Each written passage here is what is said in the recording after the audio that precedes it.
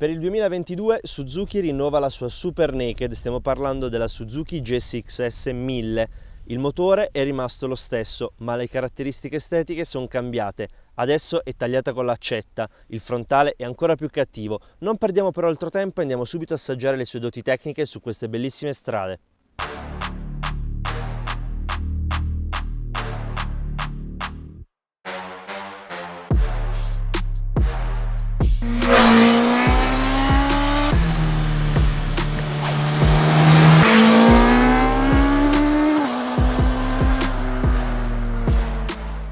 Un'evoluzione sempre in crescita quella di casa Suzuki per le sue sportive senza carena, come lo è per la sua ammiraglia nel segmento Naked, giunta ora alla sua terza generazione, con la quale aumenta non solo la potenza del motore, portato adesso a 152 cavalli, ma inserisce alcune migliorie elettroniche come ride-by-wire, quick shift, traction control a 5 livelli e 3 mappe motore, il tutto in un peso complessivo di soli 214 kg. La posizione di guida è quella delle Street Fighter più sportive, con pedane arretrate e corpo caricato in avanti. Lo spazio in sella è buono, con le gambe non troppo piegate e una trilaterazione sella-manubrio-pedane piacevole. Solo sufficiente invece lo spazio se si sceglie di spostarsi in due. L'aerodinamica è totalmente assente e la strumentazione mostra tante informazioni.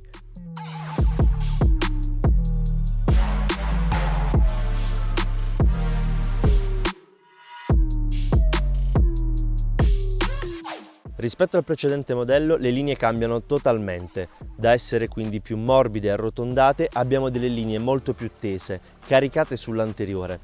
Il gruppo ottico anteriore è sicuramente la parte più caratteristica di tutta la moto, ha una configurazione a livelli. I fari full LED sono posizionati uno sull'altro, infatti troviamo nella parte più bassa l'abbagliante, l'anabbagliante e infine la luce di posizione, punto di raccordo con la strumentazione. Sul dorso della strumentazione troviamo poi un cupolino, le sue dimensioni sono veramente contenute, è un optional e ovviamente è utile soltanto dal punto di vista estetico, la sua funzionalità per proteggerci dall'aria è veramente nulla.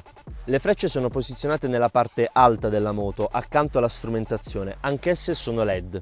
Dal punto di vista poi tecnico abbiamo una forcella a steli rovesciati firmata Kayaba.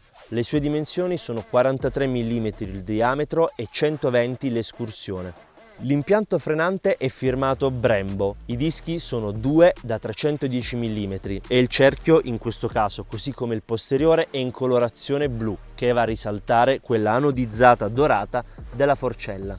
La vista laterale sicuramente è molto particolare e ci permette di capire le masse e i volumi di questa moto. Dal punto di vista estetico fanno tantissimo le appendici aerodinamiche presenti nella parte più anteriore delle fiancate, così come la presenza del carbonio sul terminale di scarico Akrapovic, che in questo caso è un optional da oltre 850 euro, ma anche la presenza di queste texture che vanno a riprendere l'estetica del carbonio forgiato. Parte alta della moto, passiamo al manubrio, lui è bello cicciotto, l'impugnatura è ben salda e caricata sull'anteriore, così come ci si aspetterebbe da una Naked.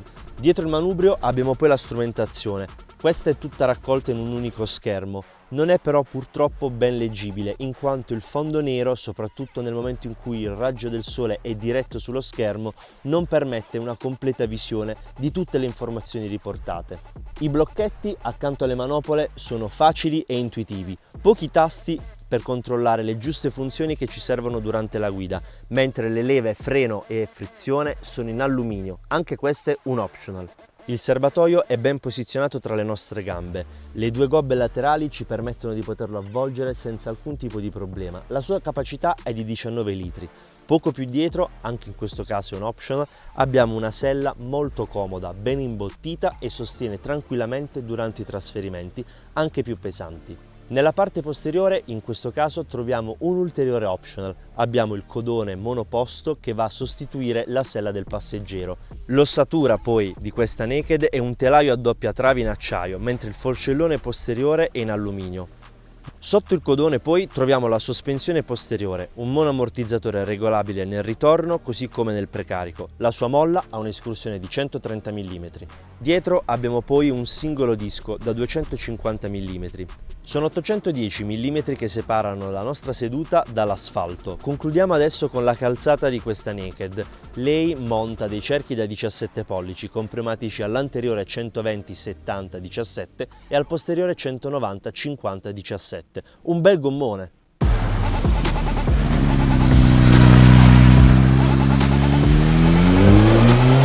Dentro il telaio, ben in evidenza, trova spazio il mitico 1000 di derivazione GSX-R K5, un propulsore di 999 cm3 con cambio a 6 marce, acceleratore elettronico ride-by-wire, low RPM assist e ben 152 cavalli. Loro sprigionano una coppia di 106 Nm a 9250 giri, con un tiro ed un sound spettacolare superati già i 4000 giri.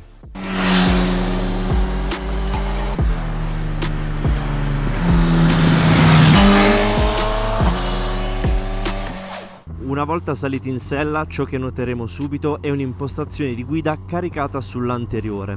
Dopo pochi chilometri avremo pieno controllo di tutta la sua potenza, sia per il motore che per la facilità di utilizzo grazie a una ciclistica molto affinata. Ovviamente, essendo una Naked, l'impostazione di guida leggermente sportiva tenderà ad affaticare soprattutto sul fondoschiena, ma questo non è un grosso problema, in quanto è possibile aftermarket poter acquistare una sella con un'imbottitura maggiorata o, nel caso in cui ne abbiate bisogno, una seduta più ribassata. Il comparto sospensioni è veramente affinato, grazie alla forcella a steli rovesciati anteriore Kayaba da 43 mm e il mono posteriore totalmente regolabile, riusciamo tranquillamente a configurare la nostra GSX-S nel migliore dei modi, così da avere la massima erogazione e soprattutto controllo anche in un caso di manto stradale non perfetto come in questo caso. Per non parlare poi del motore. Ha una coppia veramente infinita, la sua ripresa è assurda, grazie ai 4 cilindri non avremo quasi bisogno di utilizzare il cambio, la sua ripresa anche a marce alte è sempre presente, oltre che ci darà la possibilità di poter riprendere o accelerare senza alcun tipo di problema. E che sound grazie a questo scarico a Krapovic!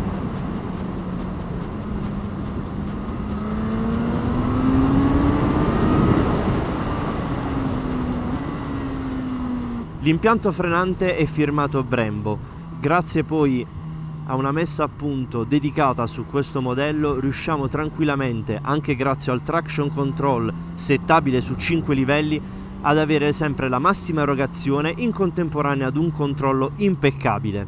Un ottimo lavoro lo svolge poi il cambio Quick Shift che ci permette sia in scalata che in inserimento di poter cambiare le marce senza l'utilizzo della frizione, come in questo caso. Che comodità, ragazzi!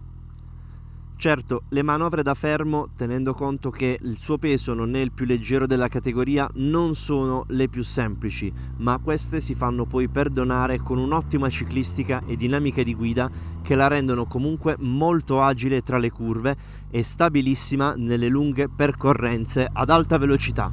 Proviamolo su questo rettilineo di manto stradale non del tutto liscio. Mamma mia, che erogazione e che sound questo scarico, ragazzi! È pazzesco! Chiede soltanto di essere tirato a full gas. Che coppia, che sound e che erogazione sempre corposa e continua! I freni sono presenti, non sbavano mai e noi tiriamo anche su questo tratto. La ciclistica ci aiuta, le sospensioni mantengono comunque una stabilità per quanto l'asfalto non sia per nulla perfetto. Che divertimento! Suzuki ha fatto un ottimo lavoro. E che velocità! Mamma!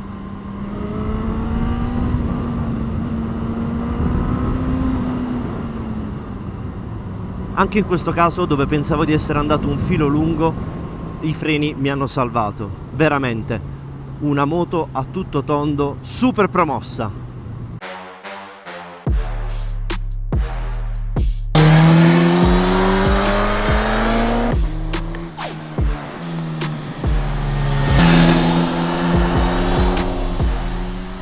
nostro test ride è terminato. La Suzuki GSX-S 1000 è una naked nuda e pura, tanta potenza, niente carene e una posizione di guida caricata sull'anteriore.